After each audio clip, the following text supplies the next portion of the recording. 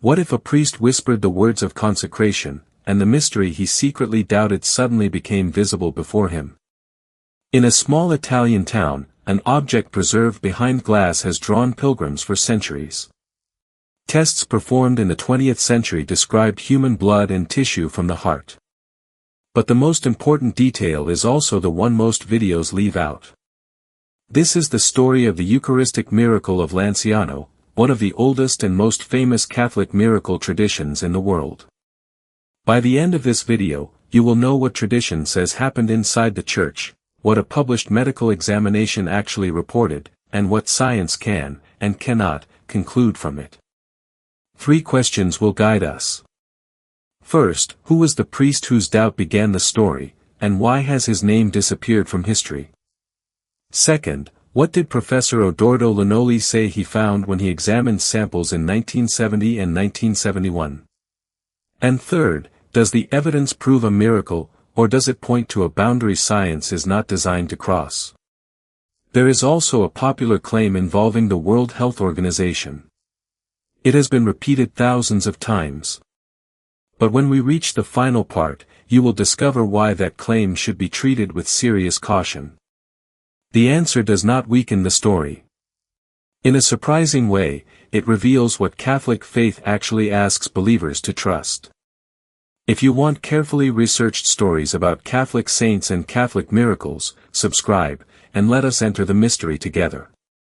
The story begins in Lanciano, a hill town in the Abruzzo region of Italy. In ancient times, it was called Anzanum. Catholic tradition places the event around the 8th century, inside the Church of St. Legontian. A Basilian monk was celebrating Massachusetts. He believed, yet he struggled with one question. After consecration, could Christ truly be present under the appearance of bread and wine? Then came the moment at the altar. According to the traditional account, after the words of consecration, the sacred elements visibly changed. The monk, shaken by what he saw, called those nearby to witness it. What had begun as a private doubt became a public sign. But here is the hidden fact. We do not know the monk's name, and no surviving document from the 8th century gives us an eyewitness account. The earliest records known today appeared much later. Good investigation requires us to hold 2 facts at once. The event comes through Catholic tradition, not a complete contemporary archive. Yet the physical objects associated with the story still exist and can be examined. That distinction matters. Science cannot travel backward and observe the Massachusetts. It can only study the material presented in the present. In 2004, Pope John Paul II recalled visiting the relics while he was still Cardinal Karol Wojtyla. Lanciano had become a living place of prayer. That is fact number 1. The famous miracle begins with an anonymous priest, a moment of doubt, and a historical record that is powerful in tradition but incomplete by modern standards. And that leads to something even more extraordinary. How did the objects survive long enough to reach a laboratory? The relics passed through the care of different religious communities. They were moved, protected, and eventually displayed in the Church of St. Francis in Lanciano, where pilgrims can still see them today. In 1574, church authorities conducted an examination. The relics were already being publicly guarded centuries before modern medical science existed. One popular detail claims that each of 5 portions weighed the same as all 5 together. No repeatable modern measurement supports that story, so it should not be presented as established evidence. Truth does not need exaggeration. The documented mystery was still waiting. By the 20th century, the question was no longer only what medieval witnesses believed. The question was what the preserved material actually was. In November of 1970, with church authorization, physician Odoardo Linoli took small samples for laboratory study. Professor Ruggero Bertelli of the University of Siena later reviewed the anatomical findings.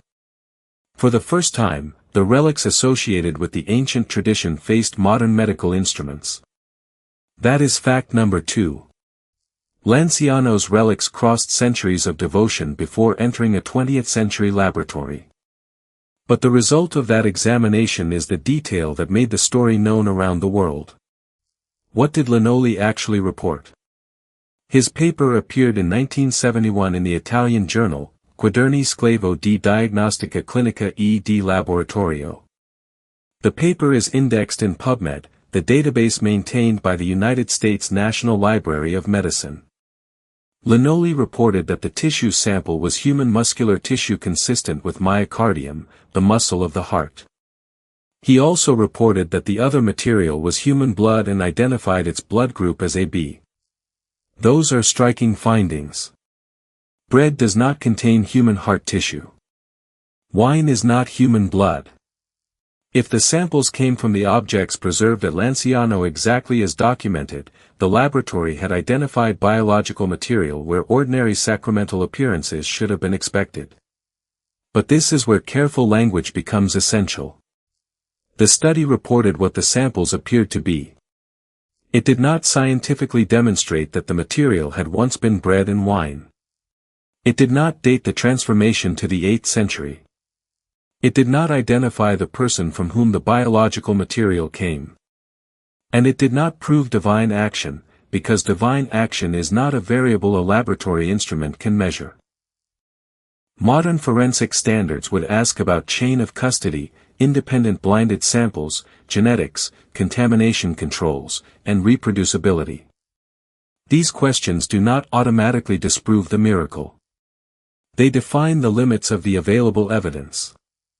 The 1971 paper is a historical medical study, not a large modern research program with repeated independent testing. Its presence in PubMed confirms that the publication exists. It does not mean that PubMed has declared a miracle. So what remains? A physician reported human cardiac tissue and AB blood in relic samples connected to a centuries-old tradition. That is unusual. The leap to a supernatural cause, however, belongs to philosophical and theological judgment, not histology alone. That is fact number 3. The laboratory findings are remarkable, but the popular phrase, "science proved the miracle," goes further than the study itself. And now we reach the claim that sounds most impressive of all, the claim that an international health organization confirmed everything. Many articles say the World Health Organization assembled a commission, performed hundreds of tests, and declared the relic scientifically inexplicable. The problem is that a clear, verifiable World Health Organization report matching that story has not been reliably established.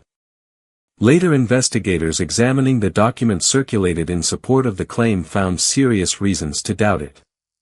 Therefore, it should not be used as the foundation of the Lanciano story. This is the twist. Removing a weak claim does not remove the mystery. It protects the difference between faith and sensationalism. Science can examine tissue, blood proteins, preservation, age, and contamination. But it cannot conclude that God caused this. The scientific method studies natural, testable processes. A miracle claims an action beyond an ordinary natural explanation. The Catholic Church is also more careful than many viral videos suggest. Its modern norms explain that alleged supernatural phenomena do not become articles of faith. Catholics are not required to give them the same assent they give to the Gospel or the Creed. And the Church's doctrine of the Eucharist does not depend on visible heart tissue. The Catechism teaches that in transubstantiation, the substance of bread and wine becomes the body and blood of Christ, while their outward characteristics remain those of bread and wine. That means a visible Eucharistic miracle is presented as an extraordinary sign, not as the normal way the sacrament works. The deepest answer is therefore not that a microscope captured God. It did not. Lanciano places 3 things side by side. An ancient tradition. Physical relics. And a published examination with remarkable findings. The evidence invites investigation, but it does not force faith like a mathematical equation. That is fact number 4. Science can describe the material, challenge weak claims, and expose the limits of the record. What it cannot do is turn a theological mystery into a laboratory measurement. Perhaps that is why Lanciano still matters. It asks us a question. When certainty is incomplete, what will you do with the sign placed before you? Which part of the Lanciano story stays with you most? The doubting monk? The survival of the relics? The findings reported in 1971? Or the limits of what science can conclude? Tell us in the comments with just one word. Monk. Relics. Science. Or faith. If this careful distinction between evidence and exaggeration helped you, press the like button. It tells YouTube that researched Catholic stories still matter. Share this video with someone who has questions about the real presence, or with someone who believes faith should never be afraid of honest investigation. And subscribe for more stories of Catholic saints, Catholic miracles, and the hidden history behind them. God bless you, and welcome home. But there is one story I have not told you yet.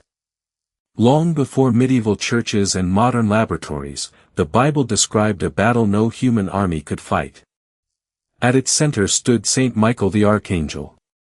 Most Catholics recognize his name. Many know the prayer asking for his defense. But Scripture mentions him only a few times, and every appearance reveals something precise about spiritual authority, judgment, and the final conflict between good and evil. In the next video, we will uncover what Saint Michael actually did in the Bible, what popular tradition added later, and the detail in the letter of Jude that most readers pass over without noticing. The warrior angel's greatest victory may not be the one you think.